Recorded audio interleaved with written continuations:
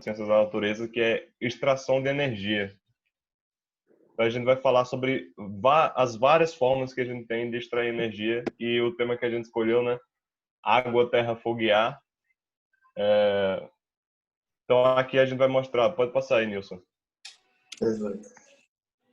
A gente fez essa aula. Aqui já está mostrando a vergonha que a gente passou, né? Na divulgação. Então, como a gente já falou, eu sou João Amâncio, então Gabriel Conserva, André Luiz e Nilson Menezes. Então, eu sou de Física, Conserva de Biologia e Geografia, Nilson de Física também e André de Química. E agora, pode passar aí para o próximo slide. O melhor do meu personagem é que a cara é preta, mas a mão é branca. Eu não sei o que é a cara branca. A gente fez essa aula inspirada no desenho, na série de desenho produzida pela Nickelodeon, Avatar, né? A Lenda de Aang. Que na história de Avatar, para quem nunca assistiu, mas eu aposto que todo mundo já viu, pelo menos na TV Globinho, é a história de pessoas que têm poderes de controlar os elementos, né? Água, terra, fogo e ar. E o Avatar é o único que ele consegue controlar todos os 4 elementos. Então, para quem não assistiu ainda, eu recomendo muito assistir, que isso aqui é uma obra-prima. Até hoje ele é considerado uma referência de narrativa, de construção de mundo. Tem um filme, como tem aí a foto no próximo slide, uma adaptação. Eu nunca assisti, mas todo mundo diz que o filme é horrível, que a adaptação ficou muito ruim, mas há mais ou menos um ano atrás, a Netflix confirmou que está fazendo uma adaptação de Avatar live action. Então a gente pode esperar aí nos próximos tempos na Netflix sair essa série. Então, começando agora, nesse desenho, como eu já falei, a gente tem aí o reino da terra, do elemento da terra, a nação do fogo, os nômades do ar e a tribo da água. E cada elemento desse a gente vai relacionar com a natureza e como a gente consegue extrair, produzir energia. Então, começando agora com a água. Né? Eita, não tá indo, calma. Foi. Aí, começando com a água. Os dobradores de água do desenho, eles conseguem controlar a água, eles conseguem elevar o nível dos rios, dos lagos, conseguem encher represas. Mas e a gente? Como é que a gente vai fazer na vida real para extrair essa energia? Então, a gente vai ver aí que a gente tem os rios, né? Os rios, que eles são cursos naturais de água. Então, no próximo slide tem aí o esquema que a gente conhece a força da correnteza dos rios, que podem arrastar coisas enormes, né? Os rios, eles são esses cursos de água que eles correm por um leito, e eles têm uma nascente e eles têm uma foz, que é o lugar onde eles desaguam, né? E então eles fluem com essa força da gravidade. Então, como eles têm esse movimento tão intenso, a gente pode utilizar a força do movimento dos rios para produzir energia. Então, a gente tem a energia hidrelétrica. E hidro, em grego, significa água, e elétrica, a gente tem da eletricidade. Então, passando aí, a gente tem o esquema de como funciona a energia hidrelétrica, mais ou menos, e uma imagem dela. Então, a energia hidrelétrica ela é construída aí nas regiões dos rios. Então, a gente precisa fazer uma represa ou uma barragem para a gente criar uma diferença de nível de água, né? Então, vocês estão vendo aí esse espelho d'água enorme, que aqui é onde fica o reservatório de água, né? E essa barragem, ele mantém esse reservatório. Então, essa água, ela passa por um sistema de dutos e ela entra e movimenta as turbinas que tem aqui na segunda imagem. E esse movimento da força é convertido em energia elétrica na casa de força, e é assim que é formada. Depois a água tem uma rota de escape e retorna para o rio. Então, na imagem aí da esquerda, a gente está vendo aí a usina de Itaipu, que está acontecendo uma cena muito rara, que é quando os reservatórios estão extremamente cheios, né? Então, aí as 14 comportas da usina de Itaipu, elas estão abertas. Porque se o reservatório encher demais por causa das chuvas e tal, eles abrem essas comportas, que são vertedouro, para a água não transbordar e voltar ao curso normal. João começou logo falando da força da água. Para lembrar da força da água, é só lembrar do desastre do Brumadinho. É só ver uma barragem que não nem se compara ao tamanho de um Itaipu, uma coisa do tipo, rompeu e aí matou um monte de gente por causa disso. Então imagina a potência que não tem um negócio como Itaipu, que é o tamanho de uma cidade quase, tudo alagado, enfim. E eu aqui embaixo eu coloquei a lei da física principal que explica de onde é que vem essa energia, que é a potencial gravitacional. Então você tem um desnível, né, da lâmina de água. Então esse desnível é o que vai gerar a produção de energia. Então o que está mais alto vai tentar ir para o mais baixo. Obviamente cai. Quando cai, vai ter um gerador no meio que vai se aproveitar disso e vai transformar energia elétrica. Então, só isso. Eita, estou tentando passar, mas... Ixi, esse negócio para passar é difícil. Agora passou. Passou. Beleza. Aí entra já a parte geográfica da coisa, né? E antes, para saber como é que gera a energia, a gente precisa ter um conceito em mente, principalmente no Brasil, que é o conceito de bacias hidrográficas. Uma bacia hidrográfica nada mais é do que o conjunto do rio principal, certo? E seus afluentes e subafluentes. Então, é todo o percurso daquele rio principal, desde a sua nascente até a sua foz, e sempre que tem os rios afluentes dele, né, aumentando ainda mais sua potência. O Brasil, ele possui várias outras bacias hidrográficas, certo? Mas a gente vai concentrar na nossa aula nessas 4 bacias. E a gente vai pontuar algumas hidrelétricas que existem nessas 4 bacias e a importância delas no meio geográfico, histórico e também no meio aí das ciências da natureza, do quanto que elas produzem e etc e tal. A gente tem a bacia do Amazonas, que eu vou conceituar um pouquinho sobre ela. A bacia do Amazonas, ela é a bacia que possui, olha, o maior potencial hidroelétrico do país. Ela tem o maior potencial. Não quer dizer que esse potencial está sendo usado. A gente tem a bacia do Rio Amazonas, que vocês sabem que é também um dos maiores rios do mundo. Mas é importante lembrar que a bacia do Amazonas não é 100% brasileira. Ela possui partes internacionais. Principalmente a nascente do Rio Amazonas, a gente sabe que ela é fruto do degelo lá da Cordilheira dos Andes, né? Eu acho que alguém está com o microfone aberto aí. É melhor deixar desligado e quando você for tirar dúvida, você fala. Senão fica dando interferência para todo mundo. Então, continuando aí sobre a bacia do Amazonas, como eu falei, ela tem um enorme potencial hidroelétrico, mas ela não é utilizada ainda. É importante salientar também que 83%, 85% das margens da bacia do Amazonas ainda está recoberta por vegetação nativa, ou seja, ainda está recoberta pela floresta amazônica.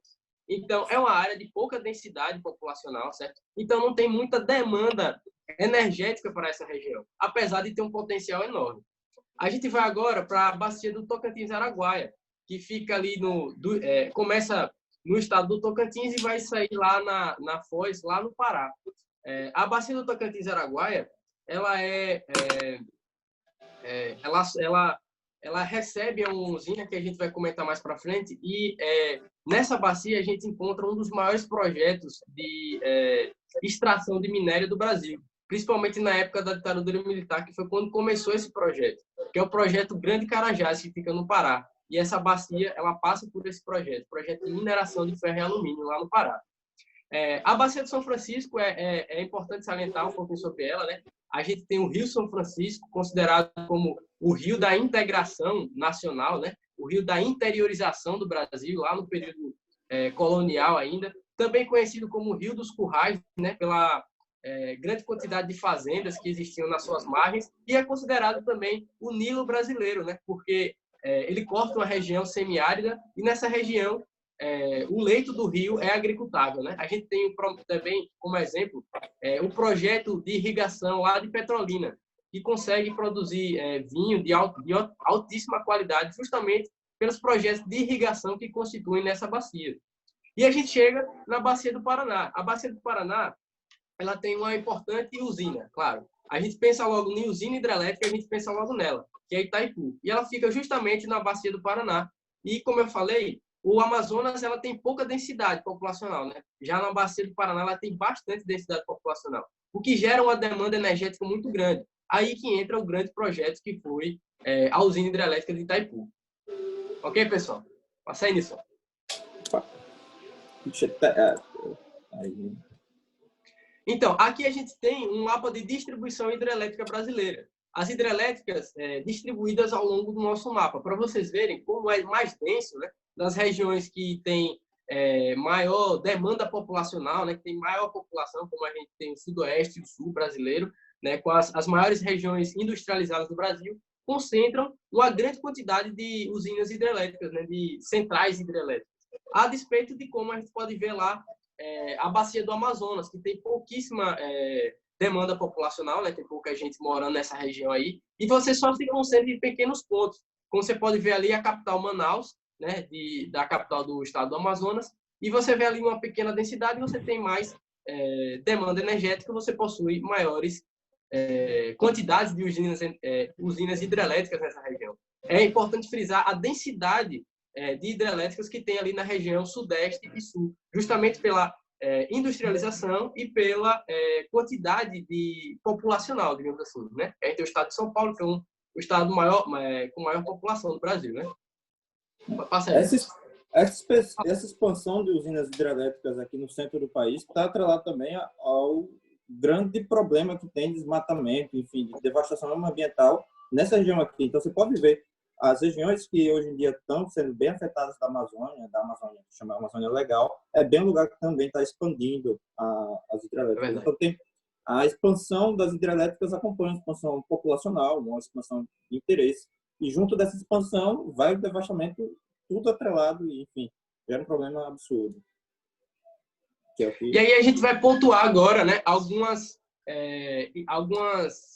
hidrelétricas principais no Brasil, né? A gente tem aí, a respeito, a usina de Belo Monte. A usina de Belo Monte, ela fica na bacia do Amazonas, certo? Ela foi uma usina que teve bastante polêmica em torno da sua construção, principalmente por parte de ambientalistas e também pela comunidade indígena. A gente sabe que para a construção de uma usina hidrelétrica, uma região imensa da represa que tem da hidrelétrica, ela vai ser inundada, né? E esses problemas a gente vai conceituar mais tarde, falando sobre isso. E é isso que os ambientalistas estão batendo lá sobre justamente a construção do Belo Monte. A Belo Monte, ela é a maior usina hidrelétrica brasileira, certo? 100% nacional. A gente sabe que Itaipu é aquele colosso, é aquela coisa gigantesca. Mas Belo Monte, ela é a 100% nacional, a maior de todas, certo? E ela também ocupa o ranking de quarta maior usina hidrelétrica do mundo, certo? E para vocês terem uma ideia, o tanto de investimento que teve nessa região aí de Belo Monte, de dinheiro mesmo, foi cerca de 40 bilhões de reais para a construção dessa usina hidrelétrica. Eu acho que nisso eu tenho uma coisinha para pontuar aí sobre ela, né? Sim, porque a usina de Belo Monte, na época, teve muita crítica sobre ela, porque ela é uma usina com validade. Então, é uma usina que esperam que dure só 20 anos. Apesar da construção dela ser uma construção que não invadiu, enfim, tanto assim, a diferença de nível dela não é o suficiente. E o rio que ela está é um rio que produz muito material sedimentar. Então, com o tempo, ela vai ficar meio que terraplanada. Isso daí não tem como você corrigir. Enfim, e essa é uma das principais críticas que tinha Belo Monte, era como é que você vai fazer uma usina que é para durar muitos anos e que não vai durar muitos anos? 20 anos em termos de usina é pouco. Verdade, pode passar aí. E aí a gente chega na usina de Tucuruí. Vocês lembram que eu falei que a bacia do Tocantins-Araguaia, ela tinha uma forte, como eu posso dizer, a principal fonte, o principal aspecto para se construir Tucuruí foi exatamente o projeto Grande Carajás, no Pará, que era de extração de ferro e alumínio. Essa usina, ela foi construída no período ali também da era militar brasileira, certo? E ela foi construída justamente para dar demanda energética a esse grande projeto de mineração, que é o projeto Grande Carajás de ferro e alumínio. Lembrando, pessoal, que é importante frisar para vocês, quando a gente está falando de minério, de ferro, a gente está falando geologicamente de estruturas cristalinas, de maciços cristalinos. Então, essa região aí do Grande Carajás possui essa característica, geologicamente falando, de produção de ferro e alumínio. Uma polêmica sobre Tucuruí na sua construção, justamente alguns aspectos de corrupção, certo? Que ocorreram na época da ditadura militar. Foi um projeto até meio que sempre assim doido, né? Porque Eu botei essa foto aí, o carinha cortando árvore, que foi basicamente isso que aconteceu. Fizeram a licitação para criar a Tucuruí, para construir Tucuruí, e uma empresa, assim, que foi criada do nada, tipo, uma semana antes criaram essa empresa, que ela foi responsável pela extração de madeira de toda a região que seria inundada pela usina. E isso despertou grande interesse de ambientalistas e a galera bateu na tecla. Era uma empresa que era ligada também aos governos militares, obviamente, que era um esquema de corrupção, e o nome da empresa era Camperville, eu acho, se eu não me engano. E ela tinha esse fator, que era para desmatar toda a área que a usina iria represar a água, né? E assim ia lucrar com a venda de madeira, fora o desastre ambiental que isso ocasiona, né? Que a gente vai comentar mais para frente. Então, é também um projeto militar e a principal característica dessa usina é suprir a demanda energética de um projeto de mineração gigantesco, que é o projeto Grande Carajás, lá no Pará. Ferro e alumínio. Junto com esse projeto que o Seba falou, também tem o famoso episódio de Serra Pelada, que eu acho que muita gente já deve ter ouvido falar. Foi uma devastação também absurda no território do Pará. Foi um dos movimentos migratórios do Brasil, dos últimos, assim, e a cena, se vocês procurarem as imagens da época, assim, é muito próximo do que você imagina como escravidão, enfim, até próximo do que você imagina como eram as coisas no mundo antigo, que é um mar de gente subindo atrás da esperança de ouro, enfim, dessas coisas. É verdade. E aí a gente chega na Bacia do São Francisco, né? As nossas margens aqui, próximo da onde a gente vive, a gente conhece muito bem esse rio, que é o Rio São Francisco. E a principal hidrelétrica desse Rio São Francisco é a hidrelétrica de Sobradinho. Qual é a característica principal da hidrelétrica de Sobradinho? Ela possui a maior represa de água, claro, de água doce do Nordeste, justamente por causa da represa e da funcionabilidade da usina, né? Uma coisa interessante também sobre a usina de Sobradinho é que ela depende muito do regime de chuvas, pessoal. É isso que, quando a gente fala em um modal energético, é sempre importante frisar que a gente deve diversificar e não ficar dependente de um só tipo de matriz energética. É o caso de Sobradinho, por exemplo. Sobradinho ela depende muito do regime de chuvas da região, que a gente sabe que é uma região árida, né? Uma região ali do sertão mesmo. Então, ela depende desse regime de chuvas para funcionar. Então, chega épocas do ano, épocas de seca, que os níveis da represa estão tão baixos que ela precisa diminuir e até pausar a sua atividade, certo? Então, é importante diversificar. Quando a gente está falando de matriz energética, o ponto principal é diversificar, não ficar dependente de um só tipo de modal. E é o que está acontecendo em Sobradinho. Foi inaugurada em 2019 a primeira usina solar flutuante, certo? Que ela fica justamente na represa de Sobradinho. Como vocês podem ver essas duas imagens, é um projeto novo, é um projeto audacioso, e a gente vai falar sobre a energia solar mais para frente. Mas é uma alternativa, como eu falei, para diversificar a matriz energética, não ficar refém de uma matriz só, que é, por exemplo, a hidrelétrica nesse caso. E a gente chega nela, né? Eu acho que é a menina dos olhos do Brasil e do Paraguai, né? Como vocês podem observar, Itaipu ela é binacional, ou seja, ela foi um consórcio. Não é 100% brasileira, não foi 100% Brasil que deu dinheiro para construir. É um consórcio, uma parceria com o Paraguai. E ela fica justamente ali na divisa, na bacia do Paraná, na bacia hidrográfica do Paraná. Para vocês terem uma ideia, pessoal, é porque eu acho que só vai saber quanto essa bicha é grande quem já foi lá um dia. Porque, assim, ela foi candidata, pessoal, a ser uma das 7 maravilhas do mundo moderno, para você ver o tamanho desse negócio, o trambolhão que é essa usina hidrelétrica. Hoje em dia, ela não é a maior usina hidrelétrica do mundo, ela não é a maior represa hidrelétrica do mundo. Ela perde para a usina na China, chamada Três Gargantas, que fica lá na China.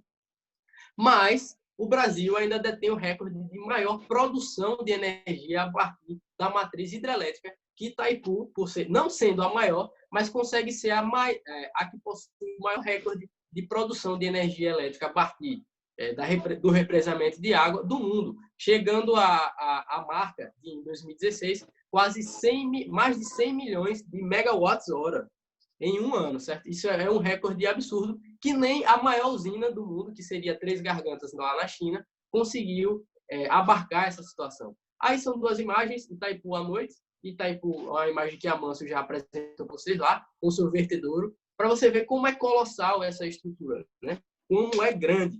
Ela também foi construída no período militar. Para vocês terem uma ideia, falando um pouquinho de história, né? A gente tem que lembrar que na época da ditadura militar foram a época das obras faraônicas, que a gente chama, né? Aquelas obras megalômicas, aquelas gigantescas. Entre elas, Itaipu, a ponte Rio-Niterói também fez parte dessa era de investimento em infraestrutura, né? Que os governos militares utilizaram para produzir no Brasil aqui, né? Muito investimento nessa área aí. É bem lembrar que é um consórcio, então não é 100% nacional. A maior usina 100% nacional, a gente tem lá a usina de Belo Monte, que ela é na bacia do Amazonas. E é isso, pessoal.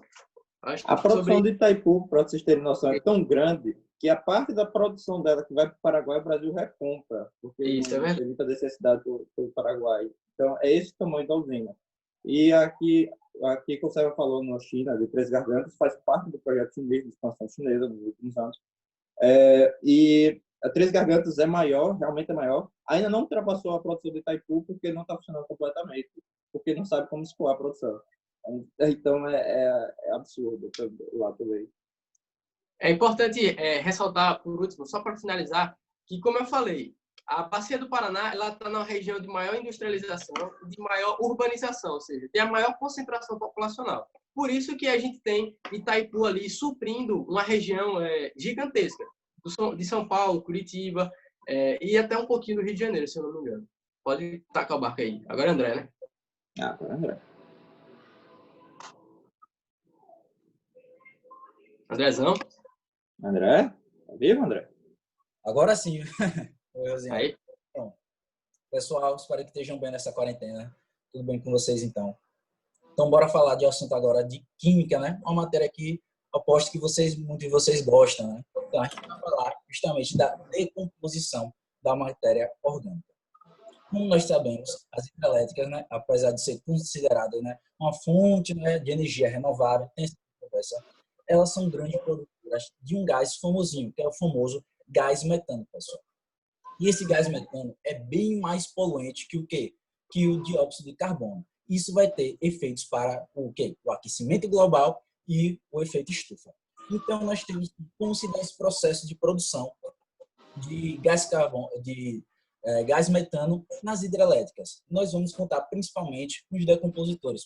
Então, lembrando da linha de biologia, os decompositores, nós temos dois basicamente, né? São os fungos e as bactérias. O nosso foco aqui vai ser as bactérias metanogênicas.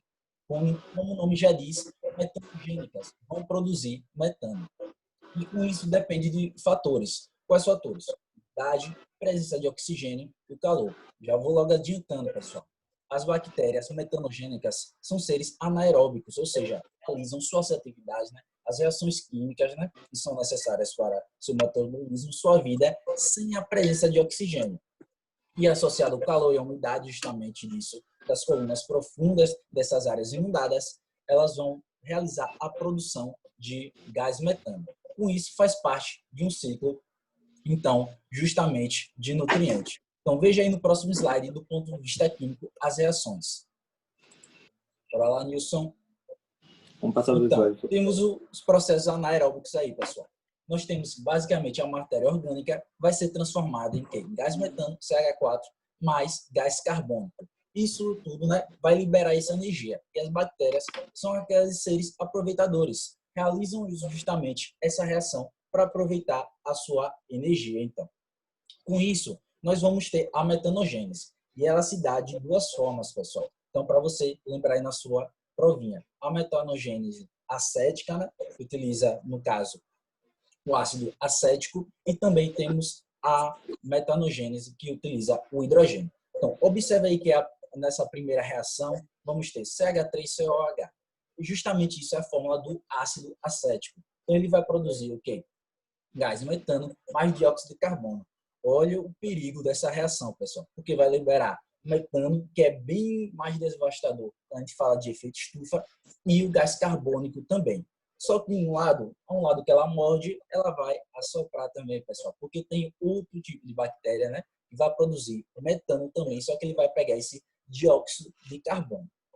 Com isso, reagir com hidrogênio, gerar, então, gás metano e água. Então, essas são duas reaçõezinhas envolvidas na decomposição da matéria orgânica das hidrelétricas, que vai gerar, então, pessoal, o gás metano, que é bem poluente. Então, por isso que hoje em dia há toda a preocupação de que, de você, antes de fazer uma hidrelétrica, você tem que matar retirar toda essa vegetação, os compostos orgânicos, para evitar isso ao máximo. Lembrou de hidrelétrica? O efeito poluidor principal é essa produção de metano, pessoal. Eu posso tocar o barco aí também. Eu tô tentando passar, mas eu sou péssimo nessa profissão. Então, pessoal, aí são justamente processos como um todo, né? Temos a matéria orgânica em forma de polímeros e elas vão sofrer uma hidrólise, reação com a água, vai sofrer uma quebra, justamente a partir da fermentação, vai gerar o gás carbônico e justamente o hidrogênio, e vai acontecer a metanogênese, né? Justamente essas bactérias vão pegar e vão transformar, então, esse gás em gás metano e gás carbônico. Passa aí. Um detalhezinho que é bom vocês prestarem atenção é esse daqui, ó. Produto com enxofre. Então, esse daqui é fedorento. Esse daqui vai gerar efeito estufa. E esse daqui vai ser dependente de bactérias para voltar para o ciclo. Então, é bom que para vocês prestarem atenção que os três não são nada bons. Os três produtos. Um resumo, então, agora sobre energia hidrelétrica. Então, a vantagem da hidrelétrica é que a quantidade de energia produzida, principalmente no Brasil, se você for ver, é muito alta.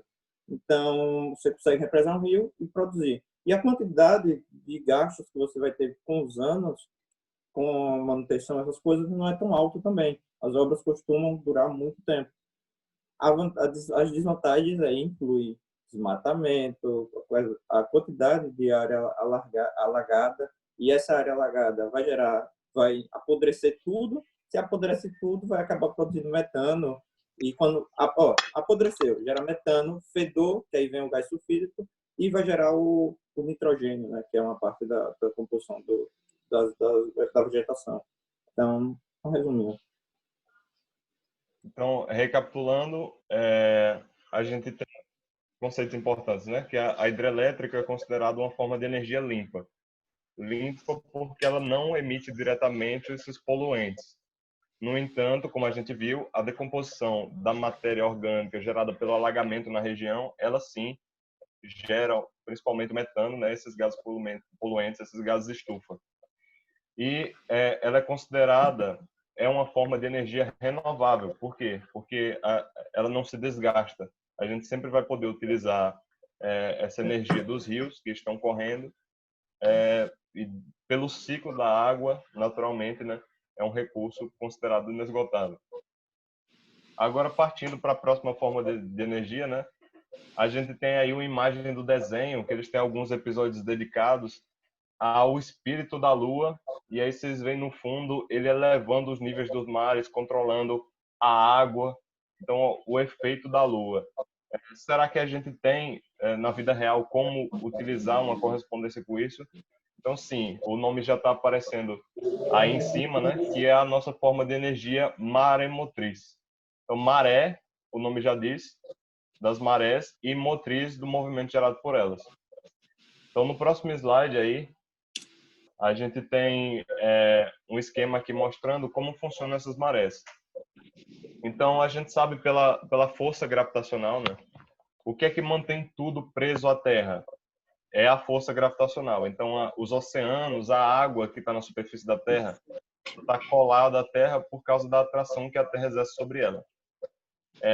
E a gente tem a Lua, que gira em torno da Terra como seu satélite natural, que também exerce essa força gravitacional sobre a Terra inteira. Mas como a água é um fluido, então ela acaba sendo deformada e atraída para a Lua, né? Então, em direção à Lua. Então, são formados esses bulbos aqui, essas regiões abauladas nos oceanos. E isso é o que gera a maré. Graças à rotação da Terra, né? Então, é gerado dos dois lados, tanto do lado que está na Lua quanto do lado contrário. E essas regiões aqui planas, né, onde fica menos água, é onde está acontecendo a maré baixa. O Sol, ele também participa desse fenômeno das marés. Como a gente sabe aqui pela lei da gravitação, ou pela fórmula da força gravitacional, né, a gente tem a força gravitacional que ela é diretamente proporcional aqui às massas e inversamente proporcional ao quadrado da distância. Então, o Sol ele tem uma massa enorme, absurdamente grande, milhares de vezes maior, mas ele está muito, muito distante. Então, aqui como o quadrado da distância diminui a força, então a importância do Sol nessa atração das marés é cerca de metade, menos da metade do que a Lua faz, né? Então, quando a Lua e o Sol estão alinhados assim, a gente tem uma atração gravitacional mais forte, né? Porque os dois estão atraindo para o mesmo lado. Isso aqui a gente chama de maré de Cizígia, que é onde as variações são maiores. Agora, quando o Sol está aqui de um lado e a Lua está do outro, aqui a gente forma um ângulo de 90 graus, né? Perpendicular. Aí é onde a gente tem a menor variação das marés, né? Porque eles estão posicionando em sentidos contrários. Então dá para ver que aqui a maré baixa não está tão baixa e a maré alta não está tão alta. E aqui no próximo slide, né, a gente tem as imagens dessa forma de energia aproveitando isso, a energia maremotriz, que eles vão descrever agora. Então a gente tem essas turbinas aqui, ou a gente pode utilizar o movimento da água gerada pelas marés, ou a gente pode utilizar a diferença de nível na água que vai variando aí durante o dia. Esse esquema da esquerda, ele usa o das correntes, né? Então, tem umas hélices aqui embaixo e no oceano tem as correntes, né? A corrente mais famosa de Humboldt. Então, aqui, aí ele aproveita disso para gerar energia. E esse daqui é a flutuação. Pode passar. E, então, pessoal, e essa energia aí no Brasil, como é que funciona? Esse trambolhão aí que parece mais coisa de Star Wars foi um projeto piloto da Universidade Federal do Rio de Janeiro, certo? Estava localizado no porto de Pecém, lá no Ceará, certo? E foi uma das primeiras, como eu posso dizer, com pioneirismo nesse tipo de geração de energia através das marés, certo? Mas, pessoal, como eu falei, era um consórcio também. Existia financiamento externo para a faculdade desenvolver esse tipo de projeto. E acabou que ele se desfez, né, com o longo do tempo, faltou dinheiro, então a galera deixou meio que de lado. Ele foi inaugurado em 2012, certo? Mas a partir de 2016 ele já não operava mais, justamente pela falta de financiamento. Existem algumas vantagens e as desvantagens desse tipo de matriz energética, né? A vantagem é que justamente não tem quase nenhum risco ao meio ambiente, né? O risco é realmente baixo e no Brasil, na questão do Brasil mesmo, como a gente tem uma costa relativamente muito grande, né? A gente tem uma costa bastante privilegiada, digamos assim, a gente teria um nicho de atuação muito grande para esse tipo de energia. Por isso que as universidades brasileiras, nessa época, estavam tentando desenvolver esse projeto. Porém, o alto custo, como eu falei, a questão do financiamento, é uma desvantagem realmente muito grande para esse tipo de tecnologia, principalmente porque ele está muito sensível às intempéries do tempo, como o Amâncio estava explicando lá. Existem dias de marés boas e dias de marés ruins. Né? Você imagina uma tempestade aí nessa região, o estrago que pode fazer esse tipo de usina. Então, ela é muito sensível à ação do tempo, à ação do tempo mesmo, do tempo no sentido do clima.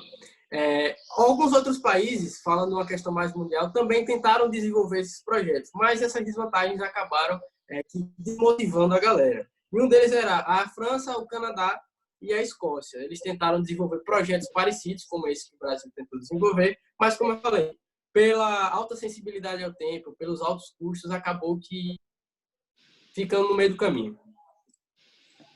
É isso aí.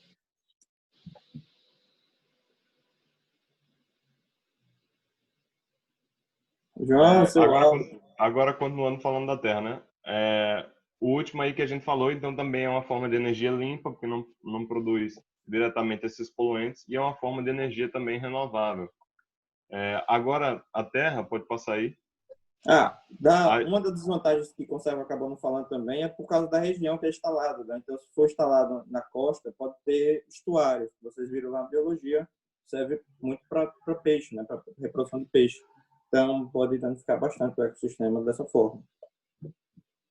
Então, agora, a gente falou que a água a gente pode aproveitar o movimento. E a terra, que fica lá parada, né? Como a gente pode aproveitar para extrair energia?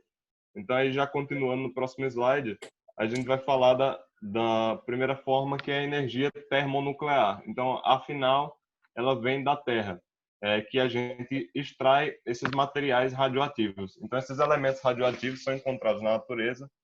Então, aí a gente tem o urânio, né? E o plutônio embaixo, que o plutônio também é encontrado naturalmente em menores quantidades, né? Acompanhando o urânio. E através das reações nucleares a gente produz essa energia. Então, termonuclear, a gente já sabe que termo significa calor e nuclear se dá por conta das reações nucleares. Então, qual vai ser o nosso objetivo? Vai ser induzir essas reações nucleares em cadeia para aquecer, no caso, na maioria das vezes, água, né? A gente vai gerar calor e aquecer para gerar energia. Então, pode continuar aí.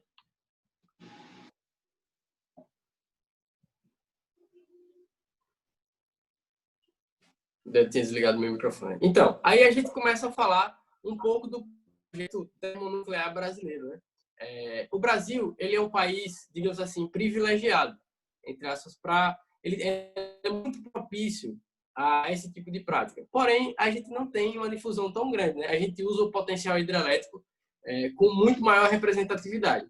Mas ali na época do 1950, por aí, se iniciou esse projeto nuclear brasileiro, a partir de uma ideia de um almirante chamado Almirante Álvaro Alberto, que vai dar nome ao complexo nuclear brasileiro, que fica lá em Angra dos Reis, no Rio de Janeiro, certo? E o gatilho, digamos assim, para pensar em desenvolver essa tecnologia foi a descoberta de uma reserva bastante grande de urânio no Brasil, e ainda é hoje. O Brasil é o sexto maior possui a sexta maior reserva de urânio do mundo, certo? E fica lá no interior da Bahia, essa reserva. Então, a partir de pensar que eu tenho uma reserva, eu posso começar a desenvolver esse tipo de tecnologia. E foi assim que se fez. E hoje em dia, pessoal, a gente possui... o Brasil tem a característica de possuir 3 pilares para a produção de energia nuclear. A gente tem a reserva de urânio, certo? Fica lá na Bahia. A gente tem uma central de enriquecimento de urânio, que é primordial para a formação de energia nessa situação. E a gente tem as usinas propriamente ditas para gerar energia. Então, poucos países do mundo têm essa capacidade de ter a reserva, o enriquecimento e a usina propriamente dita, certo? Alguns países precisam importar esses tipos de material, mas o Brasil tem em seu território, certo? Alguns outros países que possuem esse tipo de característica, apenas os Estados Unidos e a Rússia, para vocês terem uma ideia. E aí a gente fala um pouquinho sobre Angra, né? Angra dos Reis, a única usina termonuclear brasileira, ela possui em atividade 2 reatores, que é o reator de Angra 1 e o reator de Angra 2. Como vocês podem ver aí, já é autoexplicativo, a gente tem a obra de Angra 3. Angra 3, pessoal, está em construção desde há quase 30 anos, que está tentando construir esse reator número 3 da usina de Angra. E sucessivos problemas com corrupção, com desvio de dinheiro, aí que foi freando a construção desse novo reator na usina de Angra dos Reis. Mas, como eu falei, o reator Angra 1 e Angra 2 está em plena funcionabilidade aí hoje em dia, certo? Qual é o problema do reator de Angra 3, que a gente pode falar agora? Como é um projeto bastante antigo, já tem 30 anos de trajetória aí para ser construído, a tecnologia embarcada no reator de Angra 3 ainda é um pouco defasada, é muito antiga. Eu gosto de fazer essa comparação, é como se você comprasse um Opala, que o Opala é um carro clássico brasileiro, certo? Só que 0 km. A tecnologia que esse carro possui hoje está muito defasada, é muito antiga. Apesar de ser novo, mas ele concentra uma tecnologia muito antiga. Durante esses 30 anos, é claro, que houveram projetos para melhorar né, a ampliação desse reator e melhorar a segurança dele.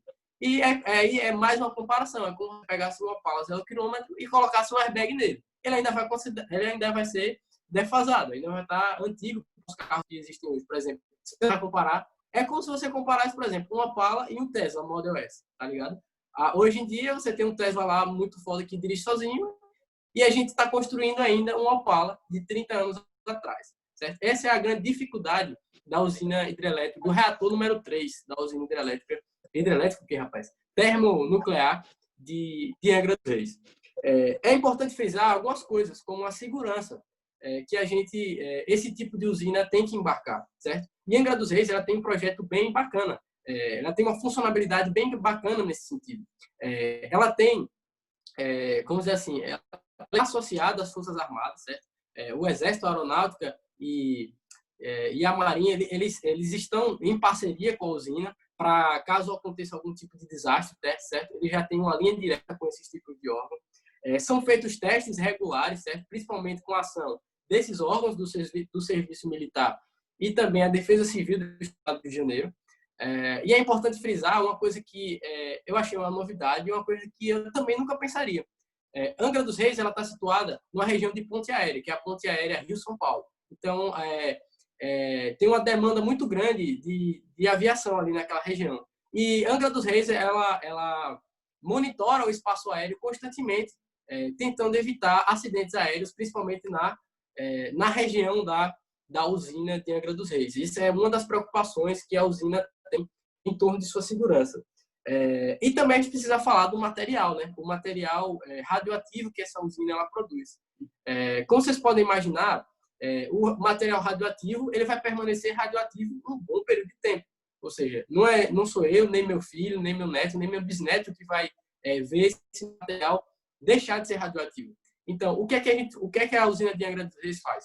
Ela armazena todos os resíduos, ou seja, desde a inauguração de Angra dos Reis até hoje, todos os resíduos de combustível, eles são armazenados na usina, na própria usina. Do lado dos reatores, existe uma piscina de armazenagem, que eles chamam, onde eles guardam todo o material radioativo embaixo de tanques e piscinas, porque a água ajuda a conter esse tipo de radiação. E é tudo muito bem monitorado, certo? Então, apesar de ter muita desconfiança, né, por causa dos acidentes que já ocorreram, que a gente vai citar logo em breve, a energia termonuclear é sim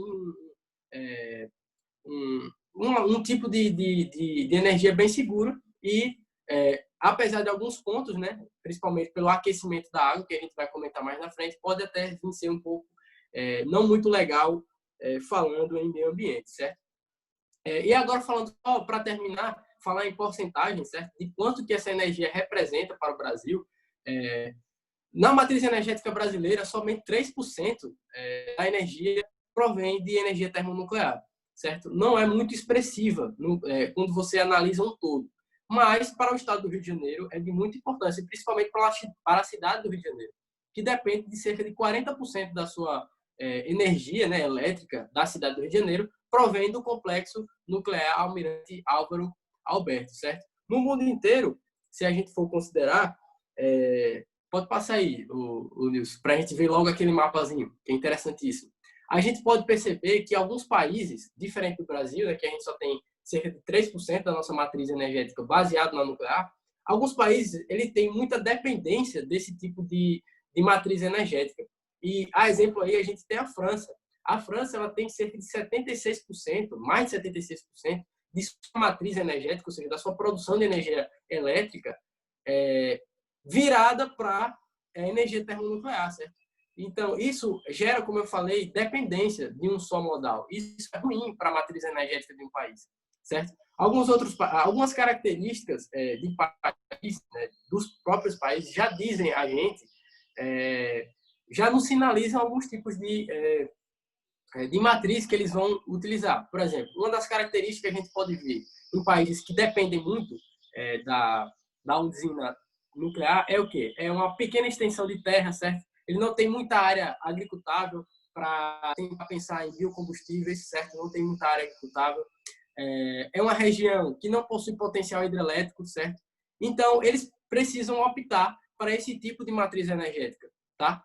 E eu acho que o Enem já cobrou uma questão parecida, que ele dava um exemplo de um país para você determinar qual seria a melhor fonte de energia para ele. E se você vê aquele país que é pequeno, não tem muita matriz elétrica, ou matriz hidrelétrica, não tem muitos rios efluentes, aí você já pode pensar nesse tipo de matriz energética. Apesar de que, cada vez mais, com o tempo, a gente está diminuindo essa necessidade de você utilizar a energia nuclear em todo o mundo, certo? E eu acho que é isso. Só um dado importante, certo? Existem cerca de 450 reatores ativos no mundo agora, nesse exato momento. É só uma curiosidade. 450, os bichos. Tem uma coisa engraçada nesse mapa, que esse pontinho vermelho aqui, ó, que aqui é por causa da França, Guiana Francesa, que é território É verdade, francês, eu não tinha reparado. É verdade. na América do Sul. Outra coisa que, se vocês perceberem, olha a diferença de uma imagem dessa usina nuclear para essa usina nuclear. A diferença então é nesse daqui, que chama chaleira. Chaleira, aqui é só vapor de água saindo. Então, se lá tinha vapor de água, aqui não tem. Para onde é que está indo aqui? Está esquentando a água dessa região. Se esquenta a água dessa região, muito do ecossistema aqui acaba sendo todo ferrado. O que Conserva falou também, o Brasil é considerado uma das potências atômicas dormentes. Por quê? Porque o Brasil também tem a melhor eficiência no enriquecimento de urânio. Para você produzir isso daqui, você precisa de enriquecer urânio. O que é isso? Porque na natureza você tem as formas do urânio, os isótopos do urânio, mas não é todo isótopo que serve para a usina. Você precisa separar. Então, no começo da guerra, usavam um método chamado centrifugação, só porque aí depois a UFRJ descobriu esse método que é muito mais eficiente e, enfim, deixou o Brasil subindo para esse posto. Depois, acho que em 2005, teve no IME, foi que descobriram como fazer a própria bomba.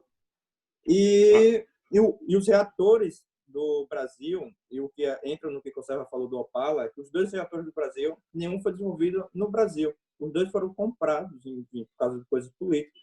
Então, um foi comprado dos Estados Unidos, que é da Westgate, e o outro foi comprado da Alemanha, que é da Siemens. Então, os 2 foram comprados, enfim, não gerou muita tecnologia interna no Brasil. Para dar uma ideia do trabalho para enriquecer urânio, quando começou, a bomba de Hiroshima utilizou 62 quilos de urânio, que foram extraídos de 4 toneladas de urânio normal. Então, o urânio enriquecido, 62 quilos, tirados de 4 toneladas. Então, falando dessa parte aqui também, a energia nuclear é considerada uma forma de energia limpa, né, apesar de produzir o lixo radioativo. Por quê? Porque ela não manda os gases poluentes, os gases do efeito estufa. Então, o gás que é emitido por alguns tipos de energia, depois que já saiu, não tem mais como voltar. Apesar do lixo ser um material muito perigoso, né, que precisa ser muito bem cuidado, ela é considerada limpa. E também mas não é considerada renovável. É não renovável porque os recursos a gente está extraindo da terra e uma hora esses materiais, esses elementos vão acabar. Pode continuar aí. Galerinha, bora falar então de radioatividade. Quando você lembra de radioatividade, você lembra primeiramente, né, de um núcleo inteiramente instável. Então, na natureza, nós temos o quê? Os núcleos instáveis. E o que eles precisam, né, no caso, para adquirir estabilidade? Eles vão emitir justamente partículas, ou chamadas, né, das emissões nucleares. O que vai acontecer? Temos um núcleo certinho aqui, ele está instável, está com alta energia. Então, para se estabilizar, ele vai fazer o quê? Ele vai, então, pessoal, emitir essas partículas. Então, nós temos 3, basicamente, partículazinhas. A alfa, a beta e a gama. Como você pode observar aí no experimento de Rutherford, ele fez o seguinte, pessoal. Colocou uma substância, um material radioativo dentro do bloco de chumbo para isolar justamente de onde vai sair essas partículas. Com isso, ele percebeu que as partículas sofreram, então, 3 desvios. Então, ele observou 3 partículas que são de características distintas. Vamos usar a primeira partícula. A primeira vai ser a alfa, pessoal. A alfa vai ser aquela partícula mais pesadona, que é semelhante a um átomo de hélio. Então, tem número de massa 4, né? E 2 prótons. Então, vão sair, no caso do núcleo lá, 2 prótons e 2 nêutrons. Já a partícula beta, ela se assemelha a um elétron, pessoal. Ela não tem massa, né, justamente, e o índicezinho aí que vocês podem observar é -1. Já a gama, ela não vai ter massa por quê? Porque ela vai ser uma onda eletromagnética, vai ser radiação eletromagnética.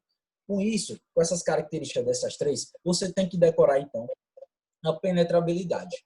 Qual das três, né, justamente, vai ser menos, vai penetrar menos nos objetos, na matéria? Vai ser a alfa, porque ela é mais pesadona. A beta vai ter uma penetração média, né? Justamente isso. Uma placa de madeira, uma placa de alumínio já barra, né? Ela entra com muita dificuldade com o corpo humano. A alfa, uma folha de papel, já barra. E a eletromagnética, justamente a radiação gama. Aí, pessoal, aí a coisa fica séria, porque ela já penetra quase todos os materiais. Então, o que acontece, pessoal? Tem que colocar justamente em grandes blocos, paredes de concreto, para isolar justamente isso, esse material radioativo. É o que acontece com o lixo atômico, que é armazenado no fundo dos oceanos, com grandes, né, paredes de concreto, ou o principal, né, justamente chumbo, que impede essa radiação. Então, veja no próximo como se dá essas reações de emissões nucleares. No próximo slide. Pode passar isso. Primeiro, nós temos a lei de Soldi. Então, esse carinha interessante descobriu o quê? Uma reação bastante interessante. Nós temos o urânio 234, pessoal. Então, o número de massa dele é o quê? 234. E o número de prótons, justamente, número atômico, 92. Então, a primeira lei de Soldi diz a respeito da emissão da partícula alfa. Então, quando você emite a partícula alfa, você altera o número de massa e o número atômico. Então, vão sair, então, você diminui 4 do número de massa e diminui 2 unidades no número atômico, gerando elemento tório com número de massa 230 e número atômico 90, pessoal. Essa é a primeira lei de Soldi. Já a segunda lei de Soldi, né, contribuiu, que teve a ajuda de outros cientistas, pessoal. Fala agora da emissão da partícula beta. Nós temos o nosso famoso carbono 14, que é utilizado para datações antigas, justamente por ele ser um isótopo radioativo. Mas espera aí, não entendi o que são isótopos radioativos. Vou explicar para vocês de novo. Isótopos radioativos, pessoal, são o quê? São elementos que têm o mesmo número atômico. Só que, no entanto, eles são radioativos porque eles são instáveis. Então, o isótopo de carbono 14 estável, por exemplo, o carbono 12, que é utilizado como referência até para a massa atômica. Então, nessa segunda lei de Soldi, ele vai fazer o quê? Emitir a partícula beta. Quando você faz isso, né, você mantém o número de massa e aumenta em uma unidade, né, no caso aí, se for uma partícula beta, só o número atômico. Com isso, pessoal, com essa penetrabilidade e essas partículas, nós vamos ter efeitos biológicos dessa radiação ionizante. Então, como assim, professor? Porque justamente quando essas partículas se penetrarem justamente no corpo humano, elas podem ter alguns efeitos biológicos ruins, como a pessoa vai começar a sentir náuseas, no caso, vai começar a desmaio, tontura, dor de cabeça. É isso que aconteceu no acidente de Goiânia. Quem não lembrou, né? O acidente do Césio. Os catadores de material reciclável acharam uma clínica abandonada o Césio, um material, né, um elemento químico radioativo, né, utilizado nessa clínica. Com isso, né, venderam ferro velho e isso circulou, contaminou a cidade inteira, ocasionando a morte, né, de 7 pessoas, se eu não me engano, na época, e trazendo efeitos, né, câncer na população. Também temos Chernobyl e Fukushima, vai ser explicado mais adiante, pessoal. Então, dessa ionização de moléculas, alterando principalmente o DNA, se alterar o DNA das células reprodutivas, pessoal. No caso, o espermatozoide, por exemplo, vai trazer, então, as doenças genéticas, vai transmitir justamente para os seus descendentes. Lembrou de radiação, então, lembrou dessas leis de Soldi, emissão das partículas, então, pessoal. Uma coisa interessante sobre os tipos de radiações, como o André falou, tem a radiação alfa, beta e gama.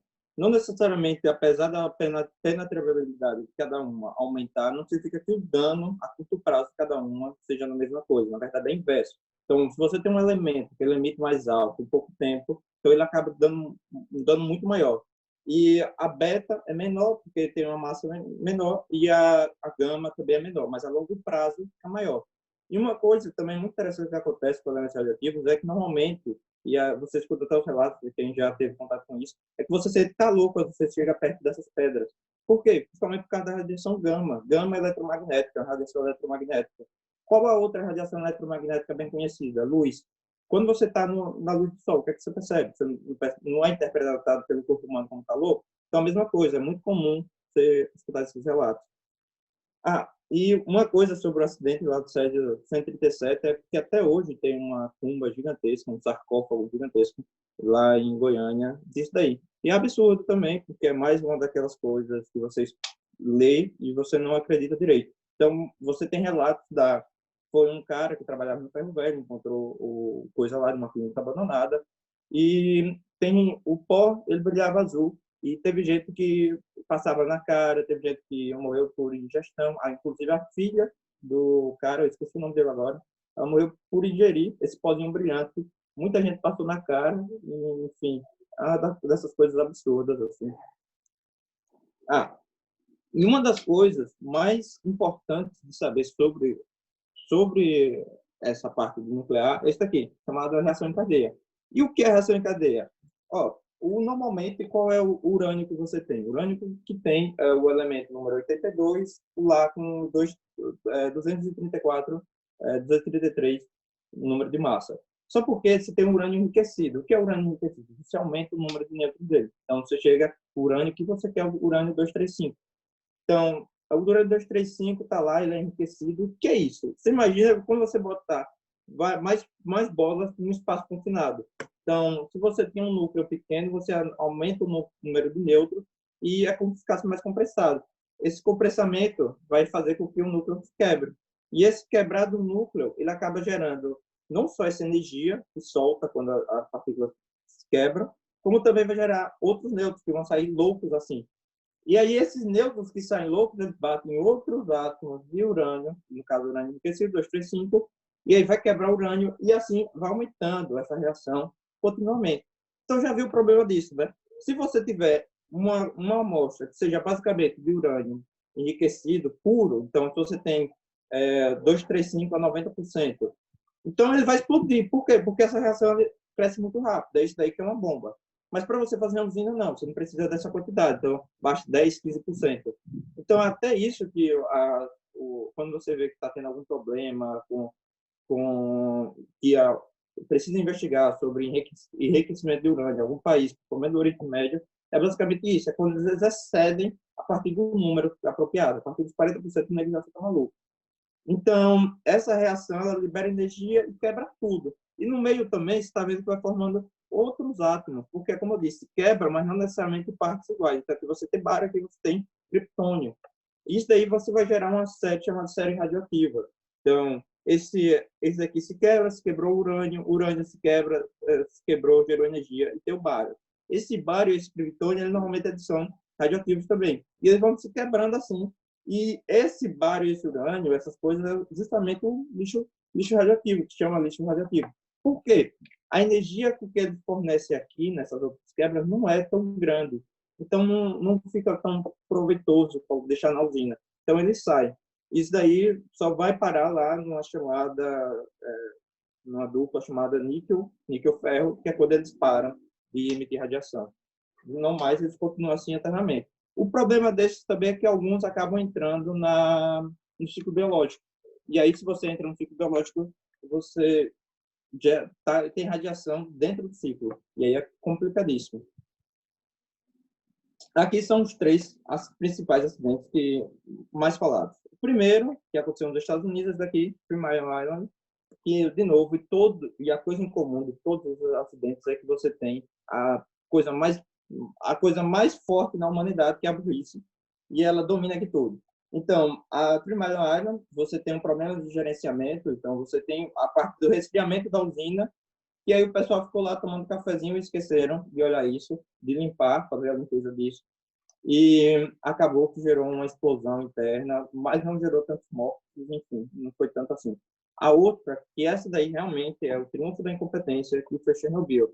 Chernobyl, você tem um reator que aí colocaram pessoas que não sabiam mexer no meio de uma situação de Guerra Fria, então os países tentam esconder o máximo, e o campeão disso é a União Soviética, então tentou esconder isso daqui o máximo possível, e acabou com uma explosão absurda, teve que esvaziar a cidade, e ele gerou uma nuvem radioativa em cima da Europa. Inclusive, foi assim que o resto dos países descobriram, foi que os detectores de radioatividade na França, na Inglaterra, tudo começaram a bipar e ninguém sabia de onde é que veio, e a União Soviética demorando a assumir isso. Isso daí só contribuiu para o problema ficar maior e maior e maior. E assim foi. E o outro tem o de Fukushima, que também é um triunfo de imbecilidade, que chegou lá e tinha o manual de como prosseguir com a segurança da usina, era em inglês, e foi no Japão, e o pessoal da usina não era treinado, nem sabia ler inglês. E esse daí é considerado um das principais problemas que teve lá em Fukushima. Então, e uma coisa também comum das três é que todos são modelos antigos de usinas nucleares. As usinas têm modelos novos, tentativas de modelos novos de usina, que usam outros elementos que aí tentam emplacar. Por quê? Porque, apesar disso, desses acidentes e da fama que esses acidentes ganharam, a quantidade de pessoas que morreram diretamente deles não chega nem perto da quantidade que o aquecimento global vai causar, enfim, nos próximos anos, até 2050. Então, apesar disso, ainda é muito bem visto a usina nuclear no nível político. Assim. Pronto, agora continuando para a próxima forma, que é energia geotérmica. A gente tem nessa cena aí uma personagem do desenho que está separando, né, duas placas continentais e controlando o magma. Então, será que o ser humano já conseguiu pensar em uma forma de extrair energia a partir disso? E sim, né? A gente tem energia geotérmica, que, como o nome já diz, geo, que é terra, de geografia, e térmica, do calor. Então, é o calor do interior da Terra. Aqui nessa imagem que a gente tem, né, a estrutura da Terra, então a gente tem mais externamente o que a gente chama de crosta terrestre, que é onde nós estamos, onde todas as coisas estão em cima. E abaixo a gente tem o manto, que é um manto externo e um manto interno, né, que é uma região coberta de magma. E o magma nada mais é do que rocha sólida, ou rocha líquida, rocha no estado líquido. Então, para a rocha chegar a esse estado, vocês imaginem a temperatura tão elevada que ela tem que chegar, né? Uma temperatura incrivelmente enorme no interior da Terra. Então, sim, a gente tem como aproveitar esse calor, né? Então, eles fazem perfurações na Terra, grandes perfurações. E algumas regiões, essas perfurações nem precisam ser tão fundas. Então, aqui à direita, a gente tem uma imagem de uma geotérmica. E no slide seguinte, a gente vai ter mostrando as placas tectônicas, né? Aqui as regiões do encontro entre as placas tectônicas. Então, flutuando sobre o magma, como a gente sabe, a gente tem essas enormes placas, que são as placas tectônicas, que sustentam os continentes, né? E essas placas, elas têm essas regiões de encontro, onde elas atritam, né? Onde elas fazem diversos tipos de movimentos. Então, nessas atividades aqui, a gente vai ter a maior atividade vulcânica, vai ter maior incidência de terremotos. É nessas áreas também que a gente vai ter a maior facilidade de extrair esse tipo de energia. E algumas áreas, por exemplo, a gente já pode notar que são as fontes termais, que é um indicativo da água subterrânea aquecida naturalmente pelo calor da Terra, como tem aí nessa imagem do desenho. O próximo slide.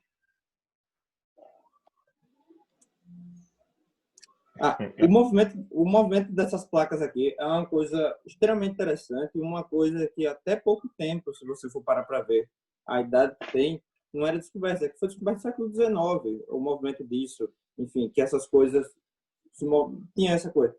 E isso daqui, ó, essa região aqui é chamada de famoso Círculo de Fogo, que é o que conserva até, acho que ia chegar a falar, mas nessa região aqui que é o lugar mais propício, justamente para você colocar a geotérmica. E olha a beleza do Brasil, o Brasil não tem opção boa para isso.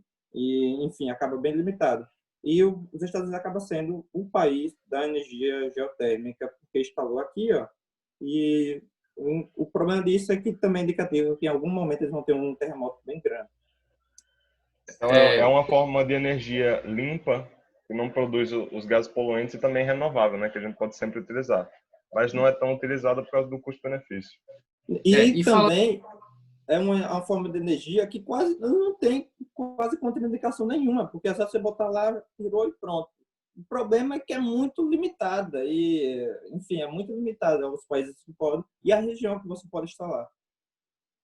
E falando do Brasil, é quase zero para a gente ter esse tipo de produção de energia, né? Porque a gente está, como o Nilson falou, essas regiões, para serem propícias para esse tipo de produção de energia, ele tem que ser uma região de tensão geológica, né? Uma região próxima ao limite das placas tectônicas. E se a gente for olhar para o Brasil, a gente está basicamente no meio da placa. É o que confere. A gente tem um território, geologicamente falando, bastante antigo, com maior concentração dos escudos cristalinos, como a gente fala, né? Então, por isso que no Brasil a gente não tem esse tipo de... Para extração de energia, a gente não tem. A gente tem duas fontes termais, geotérmicas, que é em Poços de Caldas e Caldas Novas. São duas regiões brasileiras que possuem fontes termais, mas não chega nem a ser propício a extrair energia daquilo, tá? Como o Nilson falou também, uma importante região para essa produção é a região do Círculo de Fogo, que a gente chama essa região desse nomezinho assim, Círculo de Fogo, porque é a região do planeta onde tem maior tensão geológica. Então, é a região mais propícia a ter vulcanismo, terremotos, maremotos. No caso, para você ter uma ideia, os países que se destacam nesse tipo de produção de energia é Estados Unidos, Filipinas e Indonésia. Ou seja, justamente onde está essa região que a gente chama de Círculo de Fogo. Beleza? Que é a região onde tem maior tensão geológica. Essa foto foi tirada no Jorro, aqui na Bahia. Para a gente adiantar, né? O próximo, combustíveis fósseis. Então, a gente também pode extrair da terra esses combustíveis. Tem a imagem do carvão, né? Descontrolando, mas a evidência de que é uma parte da terra. Então, esses combustíveis, as duas palavras, combustíveis, porque eles estão relacionados à queima, combustão, né? E fósseis, porque eles são antigos. Então, esses combustíveis fósseis, o povo fala, petróleo é feito de dinossauro.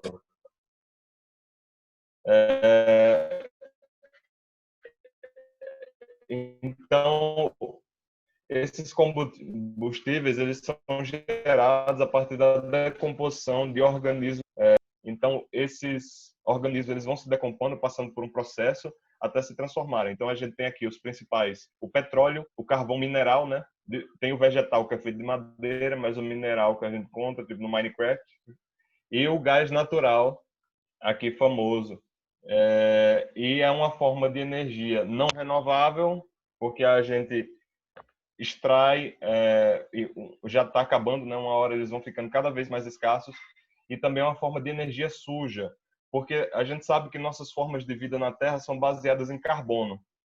Então, esses combustíveis, eles são também baseados em carbono, eles são muito pesados em carbono, e esse carbono depois, quando eles forem utilizados, vai ser liberado na atmosfera, na forma principalmente, né, do gás carbônico, que é um grande poluente, um grande gás do efeito estufa. Eu queria dar um adendo aí, geograficamente falando, sobre os combustíveis fósseis, que, assim, quando a gente está falando de geologia de combustíveis fósseis, a gente encontra eles nas bacias sedimentares, certo? Vocês lembram quando eu estava falando lá no projeto Grande Carajás? Então, quando vocês estiverem lá olhando sua questão e for uma questão de extração de mineral, aí vocês atentem para serem, geologicamente falando, uma estrutura de maciço antigo, maciço cristalino, estruturas cristalinas, é onde a gente vai encontrar as jazidas de ferro, alumínio, etc. Quando a gente estiver falando de combustível fóssil, é o caso do petróleo, carvão mineral, gás natural, então, a gente está falando de bacia sedimentar, certo? É onde estão encontradas, principalmente, as maiores jazidas de petróleo, onde realmente estão encontradas essas jazidas aí. Um pouquinho de geopolítica, a gente pode falar sobre o petróleo, né? E a questão da importância geopolítica do petróleo. Muitos conflitos no mundo estão em torno desse bem que é de supra importância para a humanidade, né? Desde o combustível até a produção do plástico. E um exemplo a ser citado aqui é a Guerra do Golfo, que foi um conflito que tinha como um dos objetivos, né, o domínio e a posse de poços de combustível fóssil, no caso, poços de petróleo, em um país chamado Kuwait. Vocês podem achar que Kuwait é Guaraná, mas Kuwait é um país. E esse país é riquíssimo em petróleo, certo? Riquíssimo mesmo. Então, os Estados Unidos foi lá meter o dedo para querer explorar o petróleo e acabou que teve um conflito que também tinha o viés religioso também, claro, dos conflitos do Oriente Médio, mas um dos preceitos para esse conflito aí foi justamente a dominação sobre alguns poços de petróleo. Como vocês podem ver, o Oriente Médio está também na produção de combustíveis fósseis. Pode tacar aí.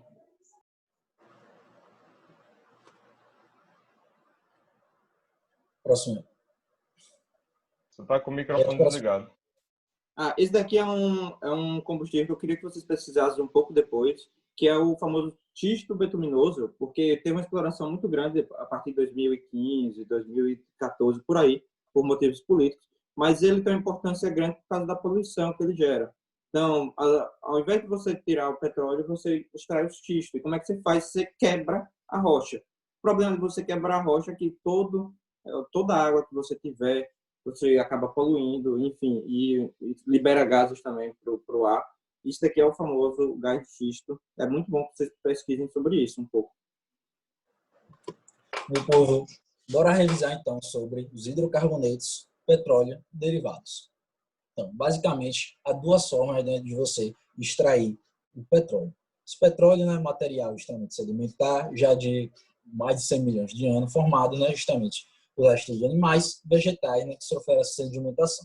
Então, você encontra ele em camadas profundas do solo, ou justamente você pode extrair via marítima. Então, esse petróleo vem é lançado justamente por ductos e vem com petróleo cru. Então, ele vai ser o quê, pessoal? Vai ser pré-aquecido. Com isso, ele vai passar também, antes disso, por processos físicos e químicos. Físicos como filtração, que vai justamente separar isso de sólido do líquido, vai fazer uma filtração grosseira. E também a decantação para separar os líquidos immiscíveis. Só depois disso também pode acontecer o famoso craqueamento. Então, se cair na sua prova, craqueamento é o quê? Transformar moléculas maiores, cadeias carbônicas maiores, maior números de carbonos altos, em menores, fazendo isso a quebra. Com isso vai vir esse petróleo cru aí e vai para a torre de destilação, também chamada torre de fracionamento. O que vai acontecer nessa torre? É o seguinte, vão ter então camadas. A camada de baixo vão ser os resíduos, onde vão ser obtidos resíduos. Com maiores números de carbono, justamente são obtidos a partir de uma temperatura maior. O que vai acontecer o quê? É justamente isso, esses pontos de ebulição maior nessa parte vão ser extraídos derivados do petróleo. Então, subindo tem o quê? Óleo lubrificante, depois tem óleo diesel, vai subindo, combustíveis, e vai chegando lá a maior parte, justamente entre 20 e 40 graus, menor de 100 graus, vai obter nossos principais compostos, que é a gasolina, por exemplo, vai obter o GLP, GNV, gás e o metano. Nos próximos slides aí a gente vai ver os principais compostos, pessoal. Então, sobre a revisão, nós temos basicamente derivados do petróleo, vão ser dois tipos. Os alcanos, que são conhecidos como as parafinas também, e os chamados o quê? Alcenos ou alquenos. Vamos lá. Os alcanos são o quê? Hidrocarbonetos, compostos de hidrogênio e carbono só, que têm ligações simples entre seus carbonos. E no caso, os alcenos vão ter uma insaturação, uma ligação dupla, justamente entre seus carbonos. Vejamos, por exemplo, aí, o CH4 é o que? Famoso gás metano, que tem um grande poder calorífico. E abaixo, por exemplo, nós temos o eteno, que é conhecido também como gás etileno. Então, extraído do petróleo e derivados, nós temos três nomezinhos especiais. Vocês sabem quais são eles? GLP, gás natural e GNV. Então, GLP é sigla, pessoal. Note aí, de gás liquefeito de petróleo. O que vai ser esse gás liquefeito de petróleo? Isso vai ser uma mistura de alcanos e acenos, como butanos, propanos, propenos e justamente butenos. O gás natural, pessoal, no caso, vai ser o quê? O CH4, o gás metano, mas ele pode vir acompanhado de porções menores de dióxido de carbono também, e, por exemplo, no caso do ar atmosférico. E o GNV vai ser o gás natural veicular, vai ser o gás metano, só que de acordo com a Agência Internacional do Petróleo, vai ter que ter uma porcentagem mínima de 87%. Então, no próximo slide você pode observar isso mais na prática. Nós temos nosso famoso botijão de gás aí, pessoal. Que é uma coisa interessante, né? Você está lá no final do mês, apertado, a galera principalmente que já tem uma renda própria aí. E o gás acaba justamente no final de semana. Quem nunca teve isso, né? Na semana passada estava com o dinheiro já contado, aí o gás acabou. E agora o gás inflacionado, né? 80 a 70 reais, pessoal. Aí é caro. Mas se você lembrou do gás de cozinha, o botijão, vai ter o quê? O GLP nele, gás liquefeito de petróleo. Já você observa na rua aqueles gás lotações, como aqueles taxistas rodam tanto, justamente sem gastar tanto, né? Eles usam o GNV, gás natural veicular, pessoal. Porque o CH4, né? Ele tem um poder calorífico maior do que a gasolina, do que o álcool, ou seja, libera mais energia por menos quantidade de combustível. Veja aí no próximo slide também. Nós chegamos à famosa gasolina, né? Justamente composto de ouro derivado do petróleo. Gasolina, pessoal, é o seguinte, a questão pode dar, né? Falando que é um octano, ou também não dá. E também a gasolina vai estar as questões relacionadas ao poder calorífico e também a reação de combustão. Vamos lá, a gasolina quimicamente é o famoso octano, C8H18. Só que no caso, a fórmula aqui vai ser o isooctano, pessoal. Que tem outra nomenclatura, se você for nomear, né, justamente, é um alcano, né, de cadeia ramificada e também aberta. Aí está a reação de combustão. Então você veja que é uma reação isotérmica, vai liberar muita energia também, mas vai produzir o quê? Gás carbônico, né, justamente, que é ruim para o efeito estufa, e vai produzir também água. Pode observar, pode passar o próximo aí, Zé. Com isso, nós chegamos também no combustível fóssil, que é o carvão, pessoal. Lembrou de carvão? Você não pode confundir carvão mineral e carvão vegetal. Por quê? Porque eles são substâncias distintas, pessoal. Carvão mineral, nós temos 3 tipos, né? O antracito, a hulha, né? Que é também o carvão bituminato, e o lirito. O antracito é o mais energético.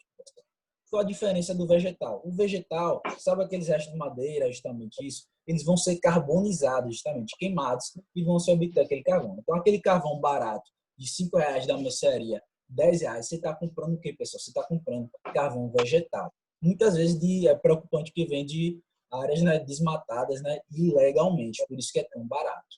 Então, aí está, no caso, o composto da hulha, que é o nosso principal carvão mineral. Você vê que pode sofrer reações para obter outros compostos. Então, a hulha é um quê? Carvão justamente com muitos compostos aromáticos e também cíclicos de cadeia fechada. Isso é o ponto químico que você deve observar em relação aos combustíveis fósseis, pessoal. Espero ter sanado suas dúvidas aí sobre essa parte química.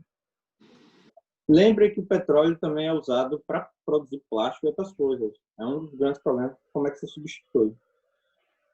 Pronto, pessoal. Agora, como falta menos de 10 minutos para acabar, a gente vai comentando aqui sobre essas formas de energia. Vamos comentar juntos, né? Passando. Agora a gente falou dos combustíveis não renováveis, agora a gente vai falar dos combustíveis renováveis. Que a gente tem um exemplo, por exemplo, do álcool, o álcool etílico, aí produzido aqui no Brasil a partir da cana-de-açúcar, e o exemplo aí do outro lado, no lado direito, do biodiesel.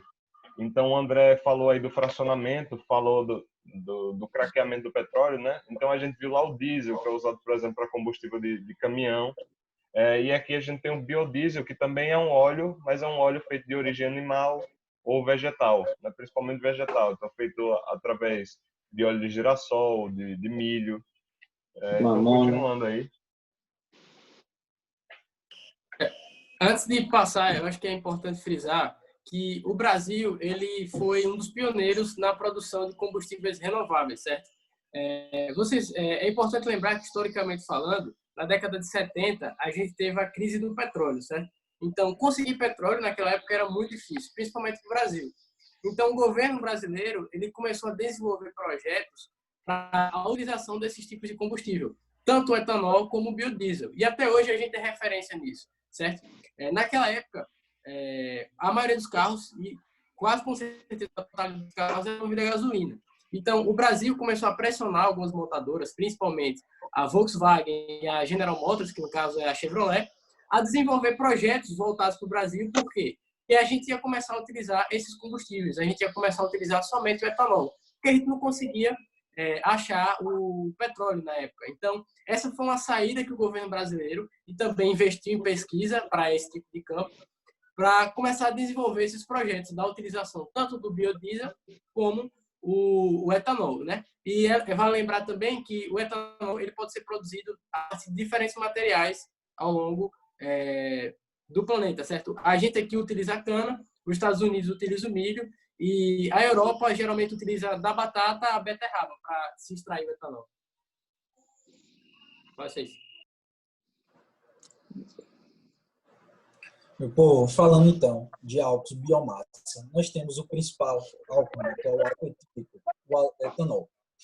Ele pode ser obtido, né, então, de três maneiras, né, por exemplo.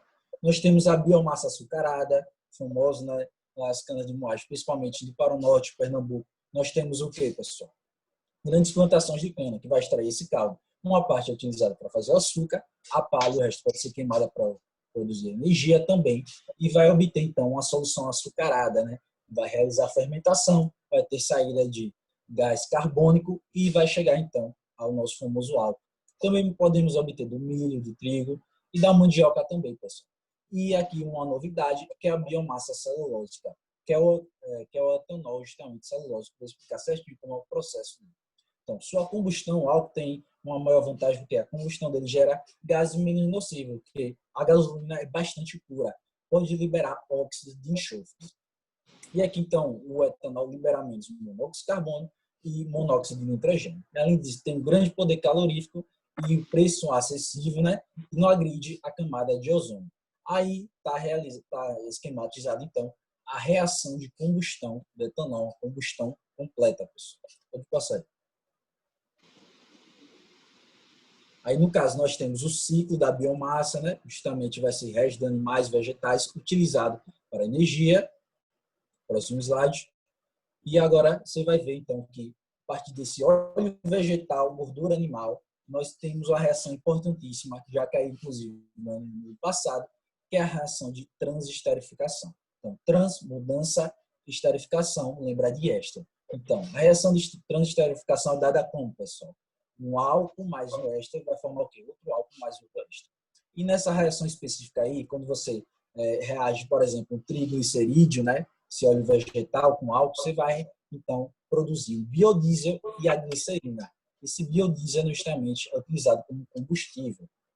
E aqui embaixo temos a foto do carvão vegetal, e nós temos aqui, no caso, do outro lado, a celulose, pessoal.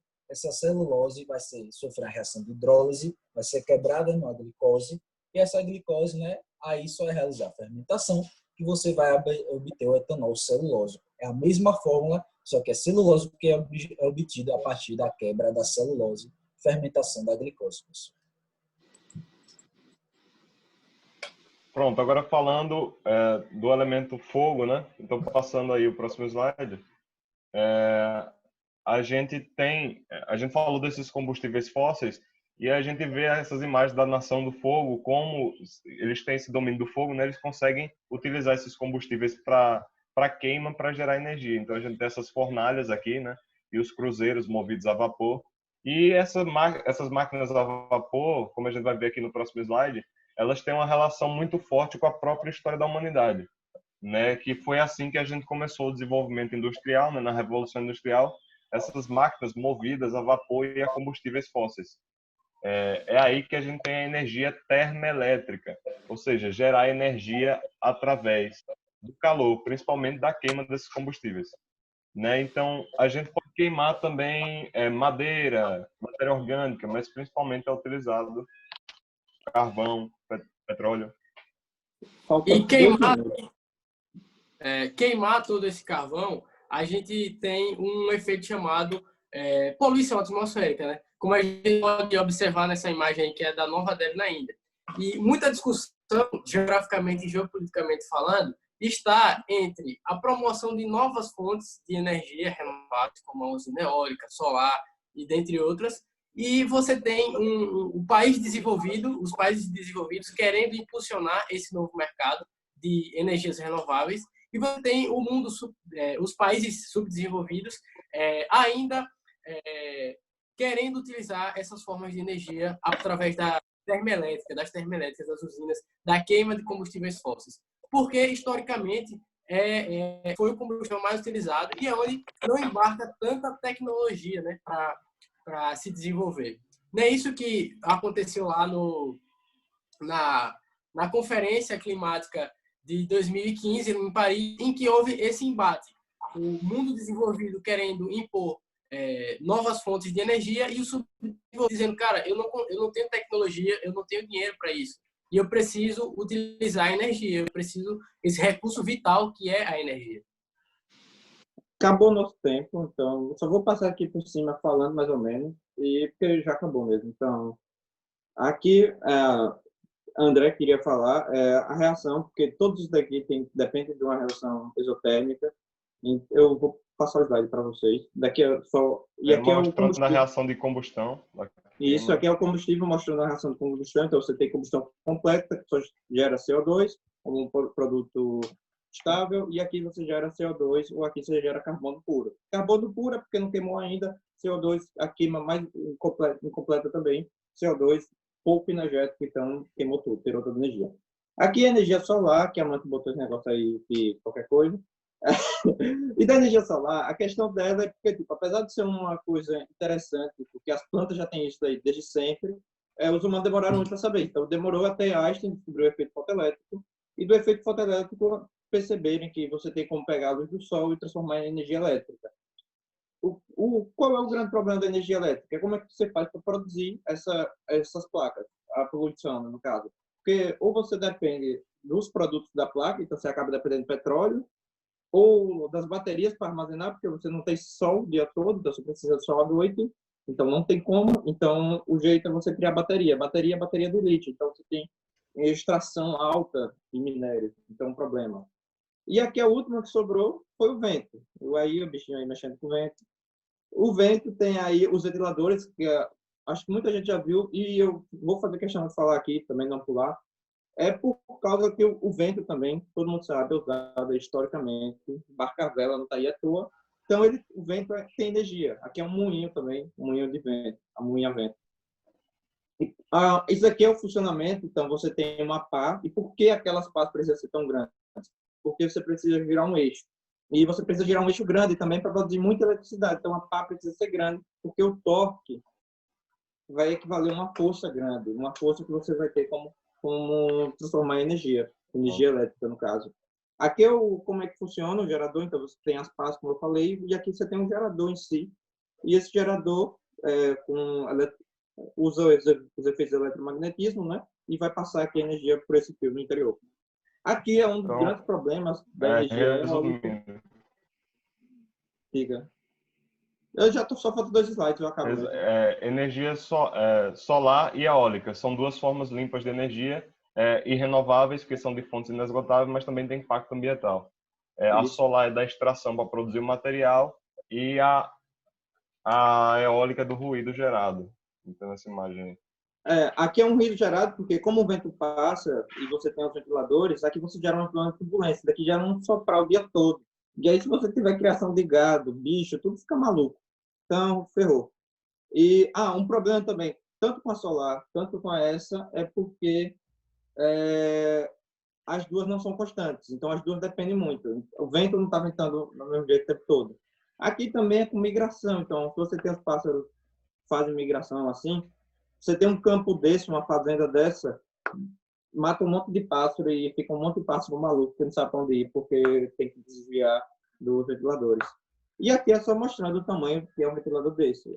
Aqui é a Torre Eiffel e tem ventilador que é quase o tamanho da Torre Eiffel. Então, aqui é 300 metros quase de altura. Então, o negócio é gigantesco. E aqui é quando você tem um país que não tem muito espaço e tem que colocar isso e se livrar do barulho. Aí você bota no meio do mar. O Brasil não faz isso porque é caro. E aqui no final Brasil tropical, ventos, todo mundo sabe que o Brasil venta muito. Então, região quente, aumenta a temperatura, movimento de ar. E aqui é o motivo que eu faço questão de prestar atenção. Aqui a eólica, no ano passado, se tornou a segunda principal na matriz brasileira, matriz energética brasileira. Então, hidrelétrica aqui com 63%, 64%, e eólica com 9%, o Nordeste aqui ganhando. E aqui em Sergipe tem um projeto termoelétrica, que é a maior termoelétrica da América Latina, e está sendo feita aqui em Aracaju, e tem muita discussão fazer uma termoelétrica do lado da cidade.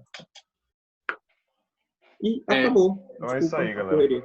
Com o tempo estourado aí, mas muito obrigado. Galera, deixa eu dar o último recado. Falando em geografia, falando em redação, falando na própria natureza também. Quando a gente vai falar de um país, é fundamental diversificar sua matriz energética e não ficar refém de uma só. Você vê que o Brasil está num processo de diminuindo a dependência da energia hidrelétrica e investindo em novas fontes de energia, que é isso que um país deve fazer, para não ficar refém de uma só modal energética. Eu acho que essa é a melhor discussão geográfica para a aula de hoje, tá? Diversificar a matriz energética. É isso que vai otimizar e deixar constante a matriz energética do país, né? A produção de energia elétrica no país. Qualquer coisa, ofendam a Amância. Obrigado. Boa tarde aí. Amância com cara de lua. Obrigada. Foi um aulão. Gente, daqui a 5 minutos, porque os meninos invadiram 5 minutos do intervalo de vocês, a gente vai ter uma aula com Marina Menezes, que é nossa professora de Sociologia e Filosofia daqui do cursinho, com a participação especial de Sabrina, professora de Sociologia dos grandes colégios daqui de Aracaju, uma pessoa maravilhosa, que vai estar dando uma aula sobre cultura em mosaico virtual, efeitos da internet na cultura e identidade. Enquanto isso, não saiam daqui, porque a gente vai botar uma música e aí daqui a pouco a gente volta com outra aula, tá bom? Qualquer coisa, no grupo. Outra coisa, eu não sei sair do slide. Rapidinho, tem lá no grupo da maratona, a gente mandou a apostila das aulas, inclusive a apostila das aulas dos meninos, que tem uma questão, certo? Importante vocês responderem. Ô, Júlia, como é que faz para passar o Calma. Como é que faz para passar o slide para eles também? Pode passar, não? Você me manda e eu passo para eles. Então tá, beleza, eu vou mandar. Vou botar a música. Então, valeu. Tchau. Deixa eu ver como é que eu faço. Tchau, garotos. Tchau, tchau.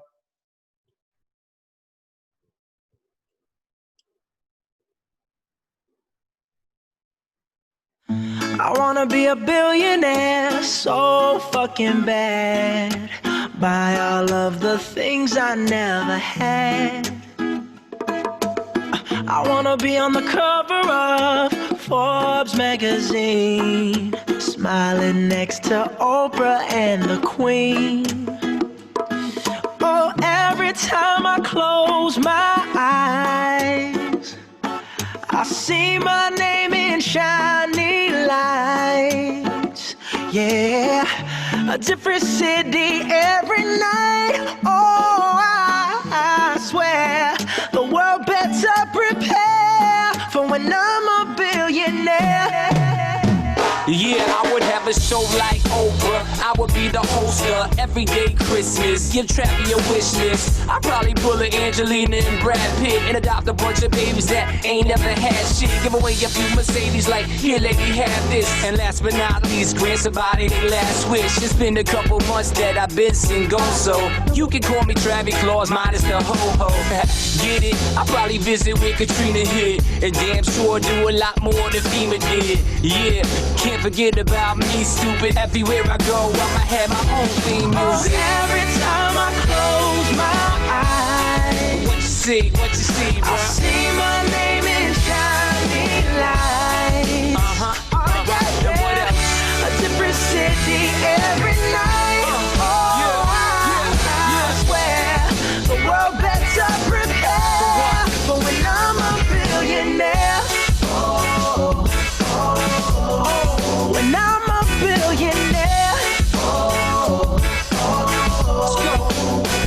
I'll be playing playing basketball with the president, dunking on his delegates, and I compliment him on his political etiquette. Toss a couple million in the air just for the heck of it, but keep the 5s, 20s, 10s, and bins completely separate. Yeah, I be in a whole new tax bracket. We in recession, but let me take a crack at it. I probably take whatever's left and just split it up, so everybody that I love can have a couple bucks, and not a single tummy